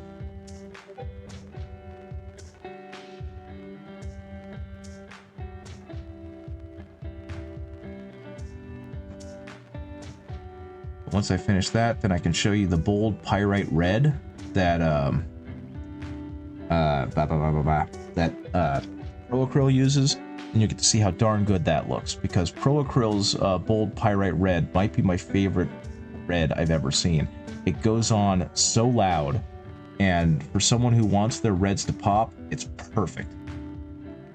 For a long time, I was using Vallejo Game Color Deep Red, and that has a very distinct look to it as well, but it's really night and day when you put it next to bold pyrite red in terms of the vibrancy of it. And I guess, to be a bit of a nut, to be a bit of a dunce, the boldness of it. Let's see. see. Let's see if I can line this up properly, because there seems to be too much color similarity there. Okay, nope, I accidentally nailed it. We'll stick with that and never speak of it again. Okay, now you can probably tell as well, this entire thing is 3D printed. And what that's done is it's made it so that some of the dips are not as deep as I would like them to be, like this ridge right here. So I'm trying to be careful, basically filling in the shadow. And in some ways, not as successful as I would have liked to be, but to be honest, overall, it turned out okay. And again, this is kind of where the hook in the paintbrush is helping. But again, just trying to be careful. Okay, that's going to have to be what I call good enough, and we can move on from there. Actually, the entire upper half of this is going to be red, but I'm just going to go ahead and paint over it with red. Well, actually, I'll probably paint the entire thing black, and then move from that black into a red, so that way it'll also be slightly different color than the other one would be. I just noticed that I'm pretty sure I put the wrong... No, this is battle line. I was about to say, I think I put the wrong squad marking on these guys with the arrow. But I'm pretty sure the squad marking for the arrow is battle line. And the one that's on my current, or the sample that the Darkvolt did, that's supposed to be heavy support.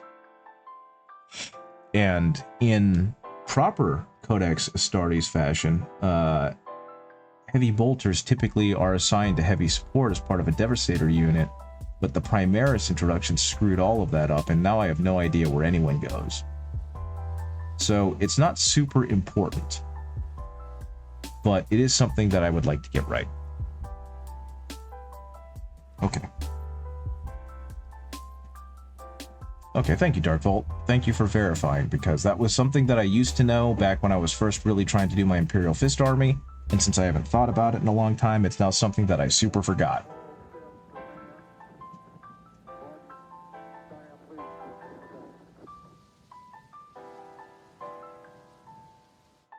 Okay, that should be good. Still see some parts in the Aquila.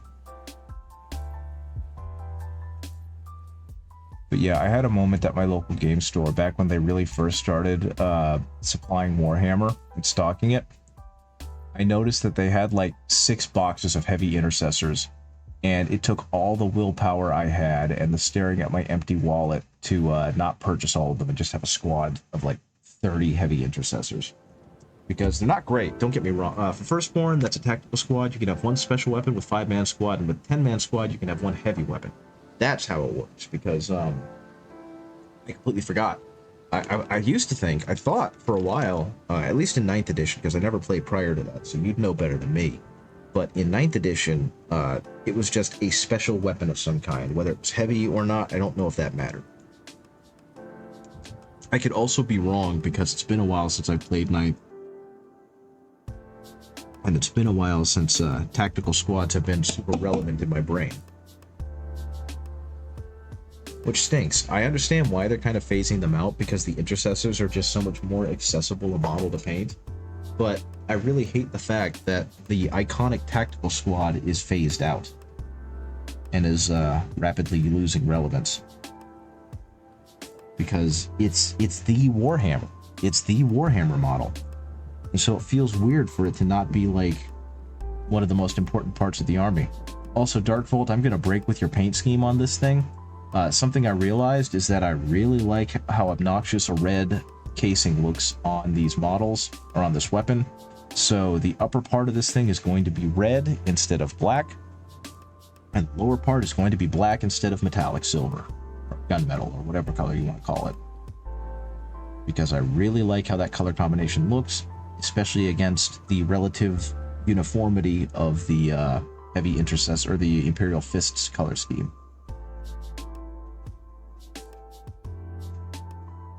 Yep, this is purely a preference thing. Actually, this is going to get watered down tremendously, so I can just kind of slough it on, because thankfully Pro Acryl is very pigment dense, so even if it's kind of weak looking now, a second layer of essentially the same consistency is going to look fine.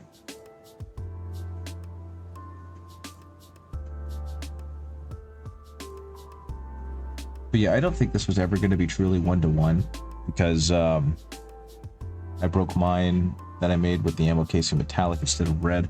That's also fair. Like, I mean, that's honestly one of the best parts about this hobby, though, is like we've talked about before, Games Workshop isn't going to run into your house and break your models because you painted them a different color than what they suggested. Additionally, I do appreciate the fact that like their painting guides and their tutorials and whatnot are all suggestions. They clearly have a style that they would like to use, but they are not saying that you have to use that style.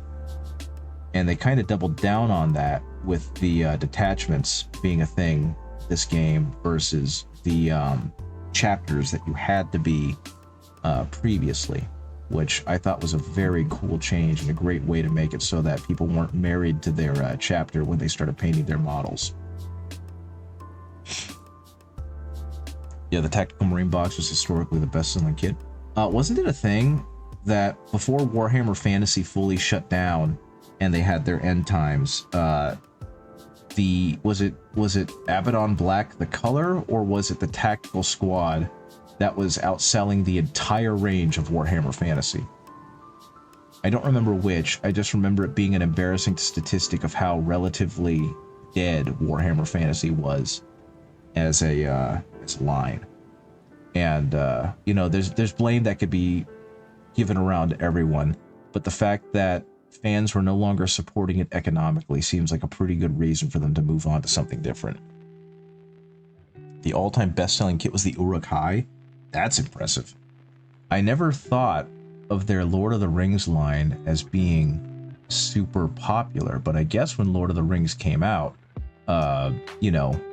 it was pretty popular universally, so the fact that there was an officially licensed miniature studio making minis of it was probably a big deal.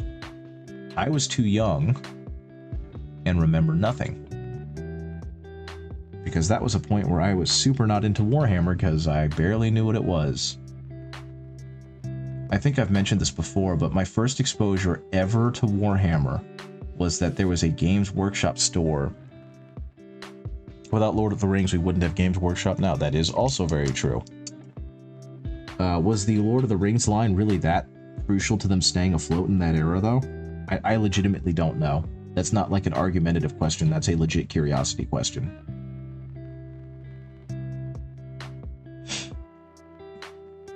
Because I know that they did get exclusive licensing with it for a while.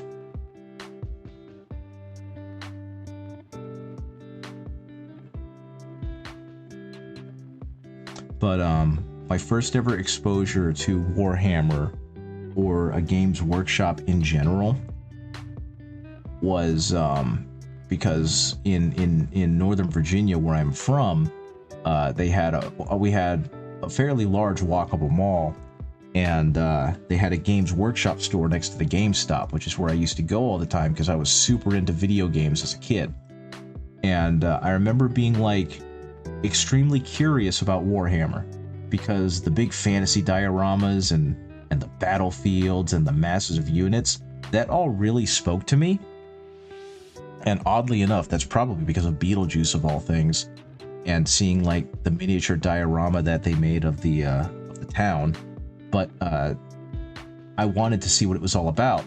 And so one time when we were walking to the GameStop, I stopped there, and my mother let me kind of walk over and investigate. And there were two guys that were sitting at one of the tables just kind of painting. And I don't know, I was maybe like 8 or 9, possibly a little older, but they looked over at me, went, "Hey," and then no, they didn't even do that. They looked over at me and then immediately went straight back to painting once they saw that a kid had wandered into the store. And then they never said anything to me. They basically ignored that I existed.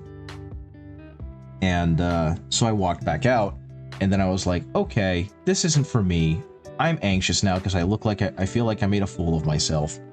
And so Warhammer stopped being a thing I thought about up until like Dawn of War and Space Marine came out. And then I played Dawn of War and thought, this is kind of like a not good StarCraft because I was stupid. Epic didn't take off, and they scrapped an Epic Fantasy line deep into production, so they tried hard making Gorka Morka when expanding to the US, and that didn't take off.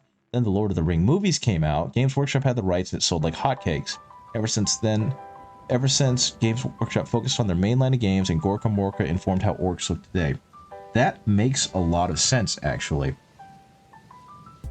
And that's really cool. Thank you for the history lesson. I appreciate it. But yeah, I'm kind of sad that my initial experience with Warhammer and Games Workshop was so just not good. I'm not sure how long I would have stuck with it, but the fact is that I was genuinely interested in like creating these huge cool fantasy battles, because as a kid I really liked the Rankin Bass Hobbit movie and the Rankin Bass Lord of the Rings, and so the idea of fantastical large-scale battles was there. It never got to go anywhere because my first introduction to the physical thing was two older guys looking at me like I was an inconvenience and then ignoring me. I mean, it still tells me what I need to know, and that's knowing is the battle half something. So once again, much appreciated. Okay, and for anyone else who's curious what kind of brush this is a beat to shit Winsor & Newton Series 7 size 1. So this is what the tip looks like now after I beat the hell out of it, and now it's kind of become my basing brush because it's just good for putting on big chunks of paint really quickly. And that's kind of all I can use it for, because anything that requires precision, it doesn't have a sharp enough tip for. So it's literally just here so I can paint large areas quickly. Especially if I don't have to be precise with my paint job.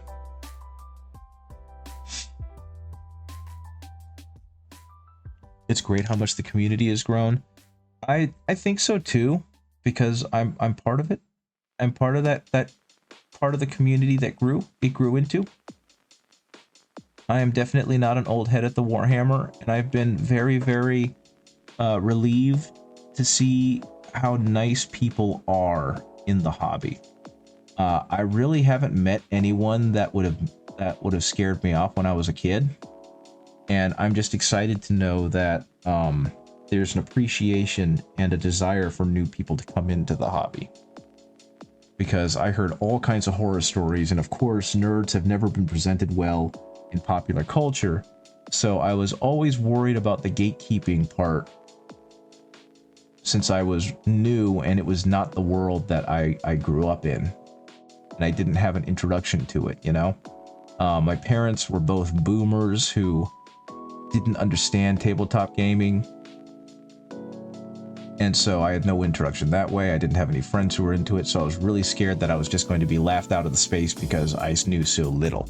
And that has never happened, and it's been awesome to grow and kind of spread my wings and become part of the hobby and help a ton of people also become part of the hobby. Because being a school teacher is a great way to get a bunch of kids to learn about Warhammer 40k in a way that doesn't kill their wallets. I think I might have told this, but I definitely got at least a dozen or so kids at the school that I taught at into Warhammer 40k, and I did so because I had like 6 combat patrols that they could all just kind of swap off on and play, and they were all freshmen, sophomore at that point, and my parents don't understand the hobby, but they like I do art and are impressed by the scale. That's very cool. At least they're supportive. That's always a good thing. But what was I just thinking? My brain potatoed on me again.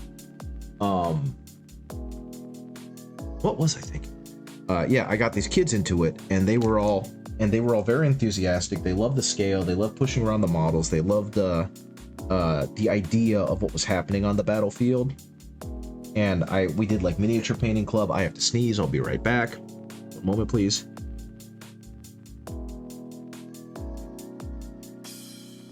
And so I was able to get that kickstarted. And then last year, obviously, that's bold titanium light. I don't want that one yet. Last year, I don't want to say I got sick, but I got pretty darn stressed out and then had to leave the profession. And so from what I understand, basically soon after I left and was not able to bring my stuff as much, interest in the tabletop gaming club kind of petered out really hard. And that stunk. Well, at least that part of the tabletop gaming club.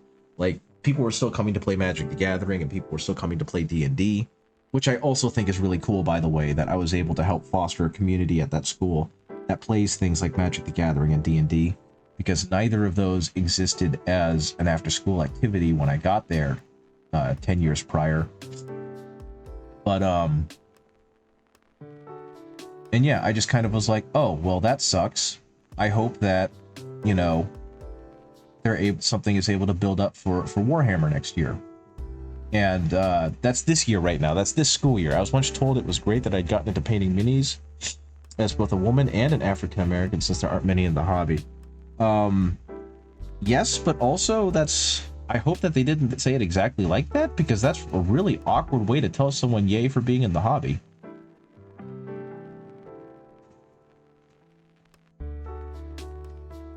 But yeah, I'm glad you're here, because it's cool seeing new people in the hobby, period. And also, I feel really stupid for this, but I just put together who you were, Lotus K, because I think, didn't you follow me on Blue Sky? And I was like, oh, cool. And it's just now hitting me that that's you. And I feel real silly saying that. So I apologize for being dumb. But that's okay, I guess. But yeah, I will say, and this is going to be a little odd, but I think not odd, but I do appreciate that Games Workshop is embracing a more inclusive stance on the hobby and on the miniatures themselves, because yeah, I'm just happy that more people are finding ways to enjoy the game and are finding ways to identify it. That's how I'm going to say that, because this is not the time, nor do I have the verbal capacity right now to speak on it in more detail. I can't feel the right side of my face. Something that I have enjoyed about this is it's given me something to bond with my partner, because she's super into D&D, and that's actually one of the first things we bonded over, but she also enjoys mini painting. And that was something that she had done a long time ago and then never really got a chance to again. So one of the first things we started doing when we started dating was we would paint minis together. And she would paint her D&D minis, and I would paint my Warhammer minis. And there's been a lot less of that recently, just because we've been so busy now that we're married and whatnot. But it was really cool to kind of have that with someone and being able to share that. And I can now 3D print stuff for her and let her paint that, so that she can paint. And I think that's pretty freaking neato as well. And a little while ago, I found not Alucard from Castlevania, but it was essentially Alucard from Castlevania. And she loves her some Castlevania, and she really loves her some Alucard. So I printed that out. And she's a formally trained artist. She went to school for it and all that fun stuff. So she's really good at the art. Her name is Art by QB for anyone who is interested. And if you give me a second, I will be awful and I will post a link to her website and her social media for anyone who wants to check it out. She also has put in stuff for Community Day with Doix, if you want to see it there. But she recently did she was working on the Alucard, and even though she's not using any of these super high level skills or techniques, and she's not using any professional lights, she managed to do this really awesome like scar tissue across his chest to emulate what happened to him in the Castlevania series. So I was just impressed by that, because my wife is cool. I love my wife. Okay, so just for everyone's interest, bam, spam, bam, spam. And actually that should be good. Yeah, there we go. There we go. I've promoted my wife relentlessly, and it's all good to go. Okay, so continuing to work on this lad, I've gotten most of the black done that needs to get done. Next is going to be getting that Imperial Fist logo done, and then getting the red on everything else, I believe. But right now, I need to go ahead and go up from the ivory that I used on the shoulder to an actual white. which won't take that long because, again, it's Pro Acryl's Bold Titanium White. Again, if you guys are interested in getting a good paint set, paint line, paint whatever, I can't help but recommend Pro Acryl a whole lot because their stuff is really good, and I like it, and you should use it because it's good. I know, incredibly strong sell. Oh, oh no, the sneeze knocked loose my sinuses. I'm sorry, guys. But yeah, you can even see right now how much bolder and brighter that white is compared to the ivory, which against the yellow almost looks like a white.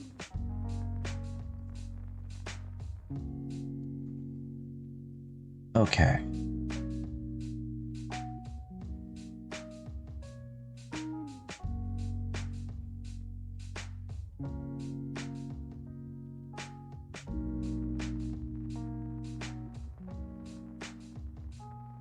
There we go. That's pretty darn good. I think that's the only part of him that needs to be that color, so I can pretty much be done there. And now I can go ahead and hit the rest of it. Her art is amazing. Thank you. I'll let her know you said that. She's really into cryptids and stuff as well. So she's got a web comic, or not a web, it's a web comic, and it's also a self-published comic called Haint. And it's pretty darn good. I haven't finished it yet, and she's closing in on finishing part 5 of 6. She's got the entire thing scripted out. But up until I stopped being a teacher, we basically, well, I did everything in my power to help it so that she could just be an independent artist and work on what she needed to work on because she was chasing a dream, and I thought that was super cool. So she managed to get into this really great rhythm and got, like, I think she's going to end up having over 400 pages for Haint when after all is said and done. And I just think that's the coolest thing in the world. But she's also working on a D&D themed comic eventually that I am super proud of her for because it's all based off of a D&D campaign that I was running. And it's based off of a set of characters that were created for that game. Cryptids, my kind of girl. Yeah. Cryptids are cool. In her web store, she has 2 stickers. One for a demi-moth, and one for a Fresno shopper, which is supposed to be like a Fresno walker, but instead they shopping for shoes. So if you're interested in any of that stuff, I'd give it a look. I think she also just recently locked her account on Twitter because she saw what Elon Musk is doing with the AI art scraping stuff. And so she should be on Blue Sky. But yeah, she's a cool lady. I love her bunches. Okay, so that turned out pretty okay. I'm probably going to have to do more of it off stream. But the next thing I'm going to do is I'm going to go ahead and paint in the red on all of the purple bits. And then I think, honestly, that's going to have to be where I stop because it's past 9 and I'm sleepy. And I'm also not feeling great. But I definitely appreciate y'all joining. So this is Bold Pyrrole Red. I'm not sure how to pronounce it. You'll shoot her a follow on Blue Sky? Well, thank you. I appreciate it. She's much cooler than I am. She does neat stuff. She has much better imaginations than I do.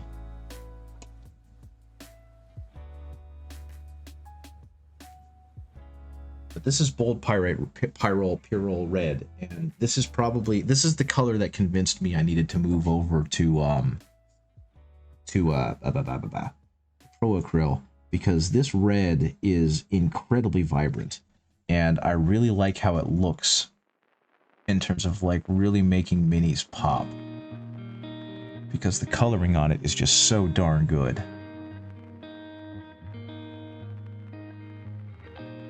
And I don't know how much of it is coming through on the web camera, but it makes everything so vibrant, and I love it to death.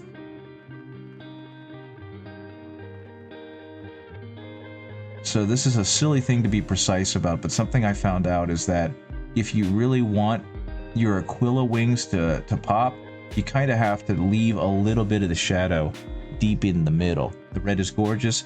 Yeah, I think so too. And I think my favorite thing about it is if you want to make it a main color, cool, but it works so well as an accent color for like everything. And it like screams off of the Mini at you. And so major kudos to Pro Acryl for making such an incredibly powerful color. Because it looks so good. And it also, I've always heard that red is a difficult color to paint with minis because red pigment is very thin, so it's hard to get it to really pop. But I've had the exact opposite experiences with this bold Purell red. I repainted a cloak on one of my other minis with it, painting over the original like heavy red that I had used, and it was night and day. It looked like the Mini was actually screaming at me with that color.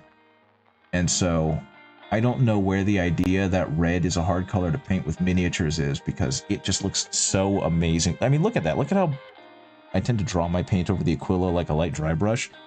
Normally I would agree with you, and I do that with everything else, but the Aquila is so shallow on this Mini that I can't do that with it.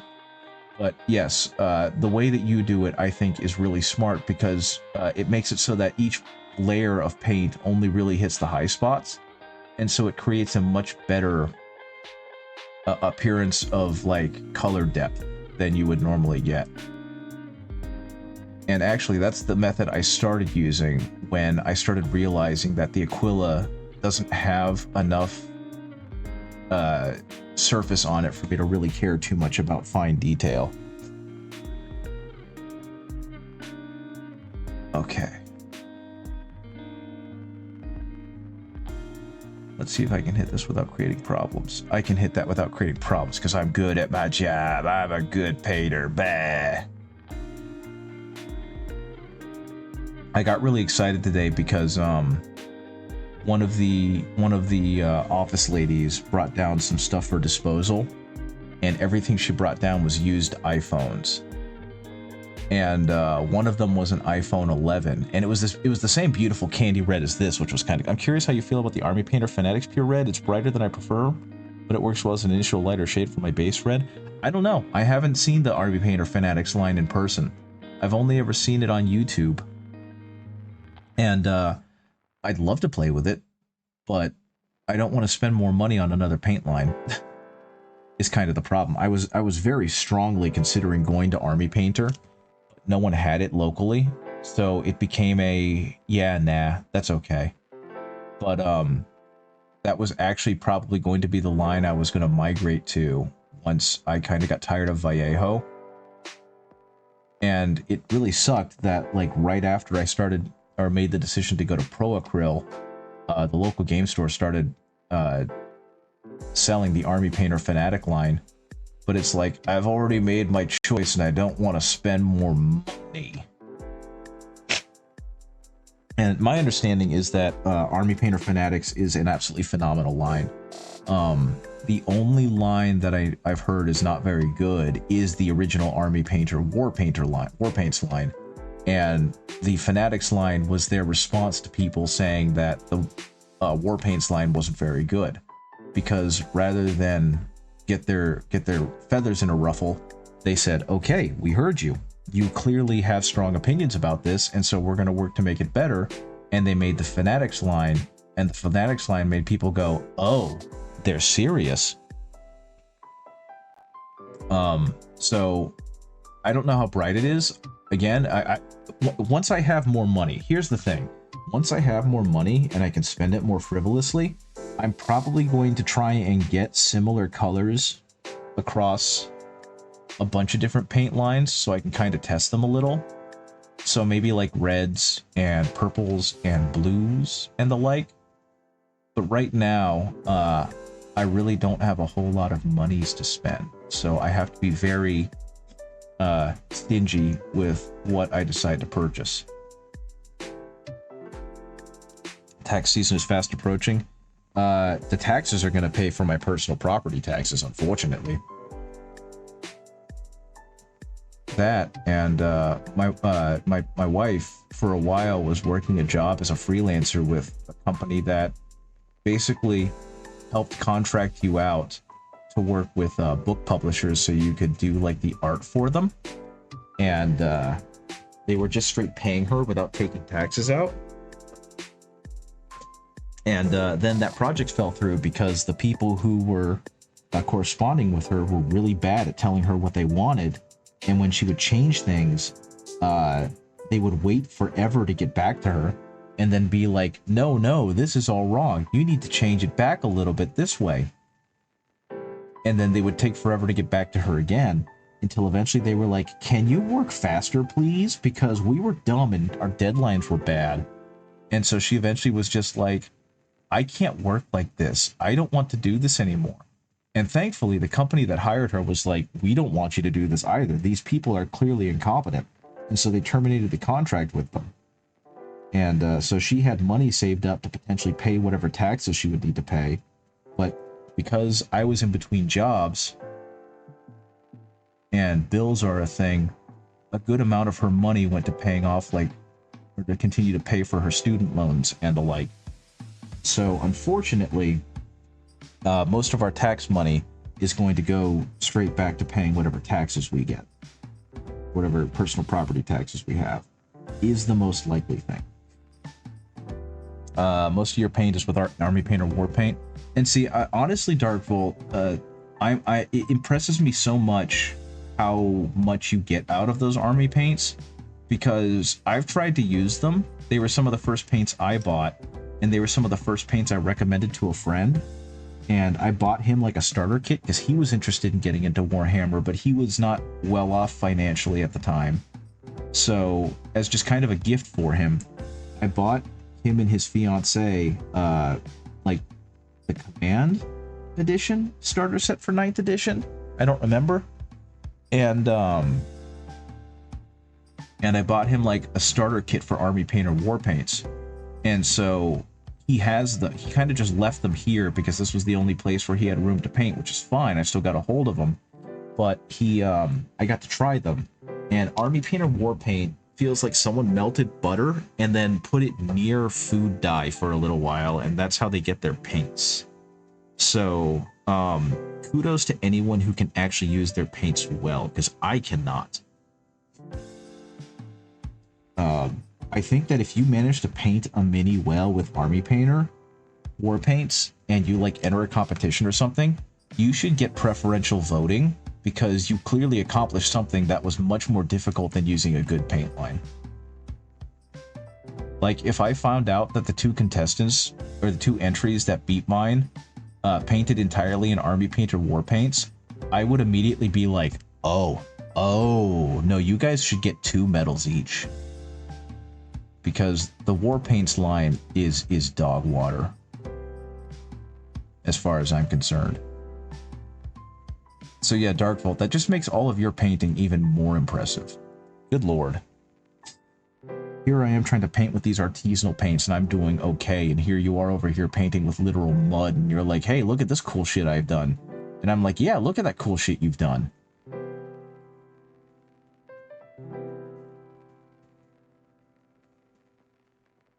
So kudos to you for making that stuff work. The only competition I did so far was the local Warhammer store, so I'm not going to snitch on not using Citadel paints. Fair enough. I think Citadel paints are also really good. At least my experience with them has been. It's just that they cost a lot for what they are. And I also don't like that because their pigments are so precisely mixed to make a certain color that when you mix them together, they tend to be gray and brown. That makes me sad. But otherwise, I moved away from Citadel paints, partially because I'm a doofus who listens to the internet, but partially because I was curious what other paint lines were like. And when I got to Vallejo and felt how good their paints were at the time, I was like, oh, I understand now, because clearly I know the difference between Paint 1 and Paint 2. And then I got tired of Vallejo, and here I am now. You want to try Reaper and AK paints? I've heard good things about them. I've used a couple of Reaper paints. I have nothing bad to say about them. So if you decide to, go for it and have fun because they're really darn good. And AK Interactive I stay away from simply because they've doubled down on some Nazi shit, and I don't like that. They've done promotions where they've shown off models of like Nazi stuff, and that made me sad. And then they've like doubled down on it and been like, we're not sorry, and we do it again. And then they did it again. Like they had one historical paint article in one of their magazines or newsletters that showed a Nazi like medical lab where they were experimenting on and torturing people. And they were like, isn't this cool? Look at how good our paints make this atrocity look like. And like, I get it. I'm playing and painting Warhammer, and atrocities are kind of standard practices for Warhammer. But it's like, that's all fantasy. This is all fake. The stuff you're depicting is not, and it makes me uncomfortable. Yeah, and Vallejo did a little bit of it too. But Vallejo, once they realized that it was probably not a good idea, apologized and never did it again. But yeah, AK Interactive is the one that I've heard that I understand doubled down. And here's my thing. I may be wrong, and they may have taken a new company approach, and they may have apologized and done all that stuff, and I just didn't know about it. So please continue to do further research, and don't just take what I've said at face value, because the last I heard about this was years ago. They might have realized that maybe this isn't a good idea and stopped. And also, red heavy bolter, because pew pew pew pew. Actually, no, it'd be like thunk thunk thunk thunk thunk thunk thunk. But oh, that looks so good. I need to find what is the other color? I need to mix in some brown. I don't have any brown on here anymore, but I need to mix in some brown with the khaki. Rat-tat-tat-tat-tat-tat. Exactly. I'm gonna mix in some of the brown with the khaki that I've already got down here, and that's gonna make kind of a darker, and then, or not a darker brown, a darker khaki. And then I'm gonna mix or slowly reduce back up to the ivory that I do have, and that will allow me to do parchment paper. I apologize for that gross noise. So yeah, all I'm gonna do is just kind of line it this way and go across like so.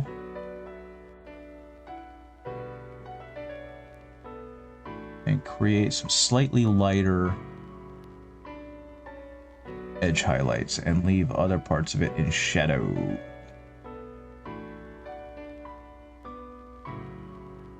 By the way, if anyone does some extracurricular activity and finds out that I am wrong about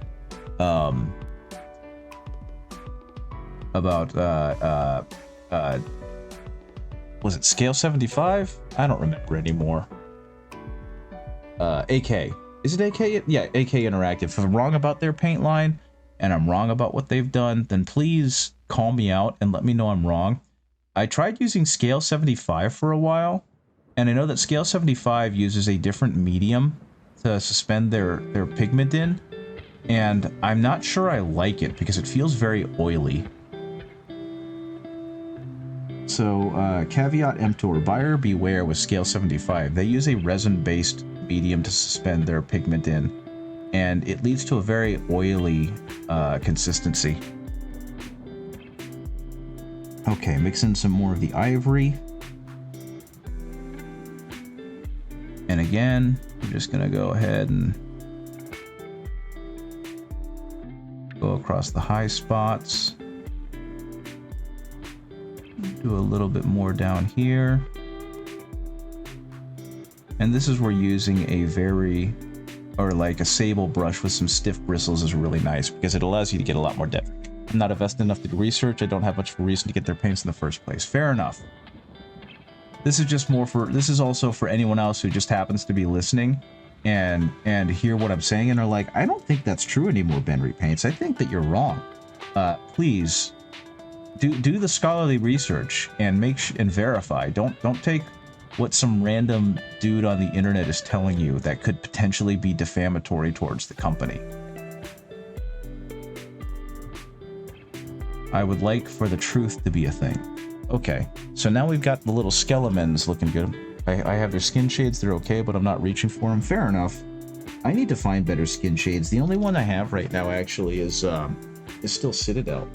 I have Rekarth Flesh and Cadian Flesh Tone, and they work okay for what they are, but I probably ought to start moving to other things because they probably have better. Now let's see if I can be a mad lad and I can do some squiggles on the parchment paper.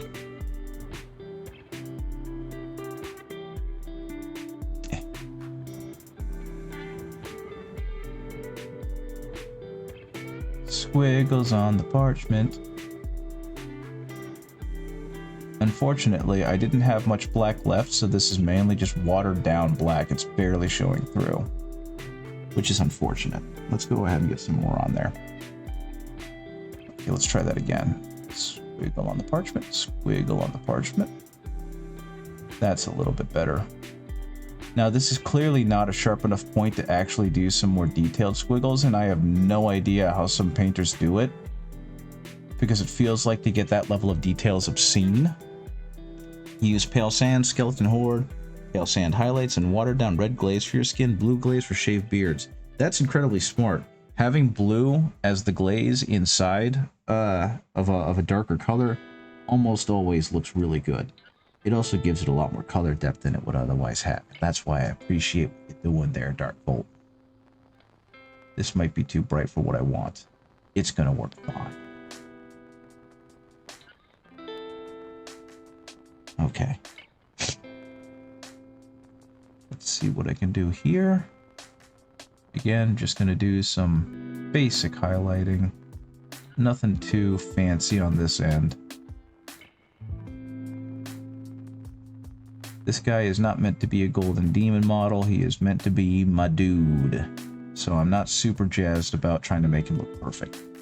Right now, he just looks obscenely happy about the fact that he's about to make someone into a crater, which I think is very funny. Now, normally, the next thing I do with this is I will take, you know, a metallic and I'll dry brush it on to make everything in the gun look metallic. I'm probably going to do that another day. Well, actually, no, I don't have any black left. I can't make a gray. I probably am going to do that another day. Golden frog. Yes, this is our golden frog right here. Perfect. I love it. And also, I'm pretty happy with how he turned out so far. I'm not sure what you guys think. I hope you all like it. I'm going to have to repaint the dirt around him to figure it out, but I honestly think that, for the most part, actually, he doesn't have the same little Vox breather that he does on the real model, but he does have a dot, so I'm going to go ahead and paint the dot to match up a little bit better with the concept art.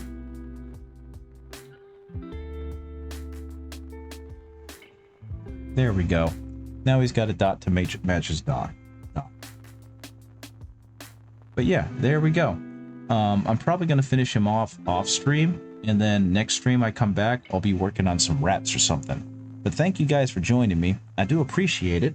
Let's go ahead and see who else is streaming, which I probably should have pulled up a long time ago. But I forgot, because I'm sleepy and half my face hurts.